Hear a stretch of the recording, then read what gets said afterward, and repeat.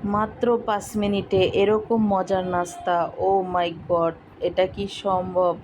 আসলে যারা এরকমভাবে পপকর্ন ভাজতে না পারে তারা কিন্তু এটাই মনে করে। আর পপকর্ন ভাজা একদম ভেরি ইজি এবং টেস্টি একটা রেসিপি। এই রেসিপিটা যে না জানো সে কিন্তু আজকে আমার থেকে জেনে নিবে।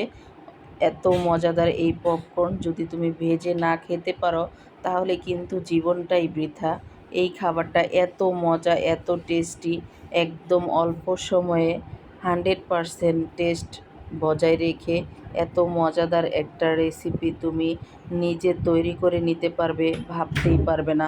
তো চলো আজকে রান্নার প্রসেসে চলে যাই, কিভাবে এত মজার একটা পপকর্ন ভেজে নিতে পারি আমরা, সেটাই আজকে আমরা এখানে দেখব।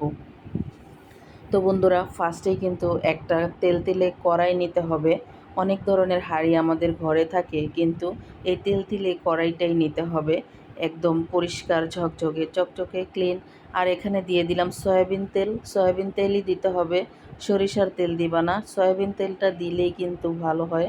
তো আর এখানে দিয়ে দিলাম আমি পরিমাণ মতো লবণ। তুমি তোমার পরিমাণ মতো লবণ এখানে দিয়ে দিবে। এখানে অনেকে কিন্তু বিট লবণ ইউজ করতে পারে, টেস্টিং সল্ট ইউজ করতে পারে, কিন্তু আমরা শুধু লবণ দিয়ে ভেজে খাবো। এত মজা এবং ইজি এই রেসিপিটা আজকে তোমাদের সাথে আমি শেয়ার করছি। এই যে দেখো কিভাবে আমি ভেজে নিচ্ছি। আমি কিন্তু এখানে বেশ খানিকটা পপকর্ন দিয়ে দিলাম। এই ছোট ছোট পপকর্ন দানাগুলো তোমরা বাজার থেকে নিয়ে আসতে পারো, যে কোনো কনফেকশনারি দোকানে, পাখির যে খাবার বিক্রি করে সেই দোকানে, সব জায়গায় তোমরা এটা পেয়ে যাবে। আর ভ্যান মামারাও নিয়ে আসে বাসায়। আর এই যে আমি কিন্তু এখন একটুখানি যেই পপকর্নটা হালকা একটু ভাজা দিলাম, সাদা হয়ে উঠেছে, তখনই কিন্তু আমি একটা ঢাকনা দিয়ে ঢেকে দিয়েছি। আর এখানে একটা আমি গ্লাসের ঢাকনা ব্যবহার করেছি যেন আমি দেখতে পারি। আর এই যে ফুটে উঠছে, এটার যে কি সুন্দর একটা আওয়াজ! এই পপকর্ন ভাজার এত সুন্দর একটা আওয়াজ, মানে তোমাদেরকে কি বলবো, এই আওয়াজটা আমার কাছে খুবই একটা মধুর লাগে। আর এই মুহূর্তে যে এত সুন্দর ঘ্রাণ বেরিয়ে আসে এই পপকর্নের, তুমি মানে যে না খায় জীবনে সেও কিন্তু এটা খাবে। একদম জিভে জল আনা একটা রেসিপি। মাশাল্লাহ, মাশাল্লাহ। আসলে সব কিছুই আল্লাহর রহমত।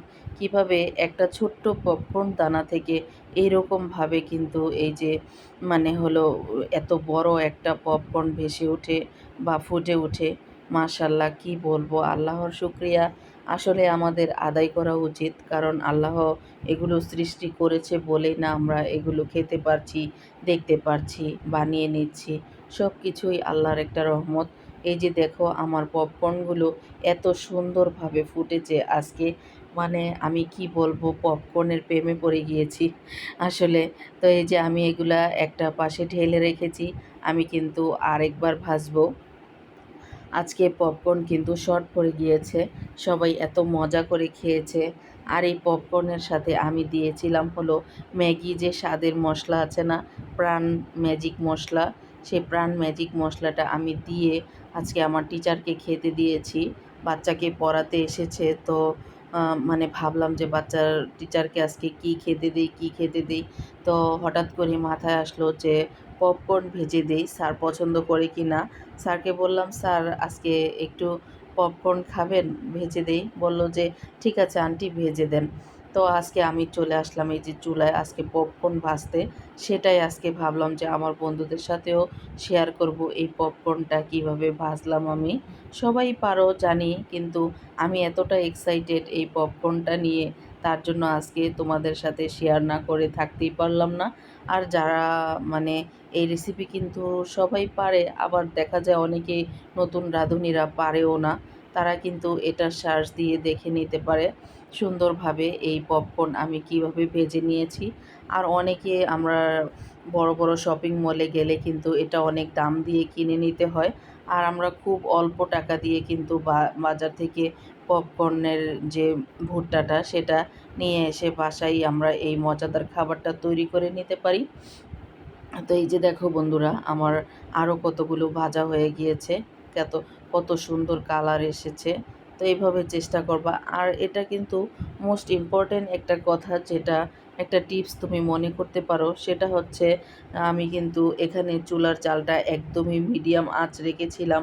কারণ মিডিয়াম আঁচ না রাখলে কিন্তু মানে তোমার পপকর্নটা ভেজে ওঠার আগে নিচ দিয়ে দেখা যায় পুড়ে যাবে। আর পুড়ে গেলে কিন্তু এটা খেতে মজা লাগবে না, পোড়া, পোড়া একটা গন্ধ আসবে।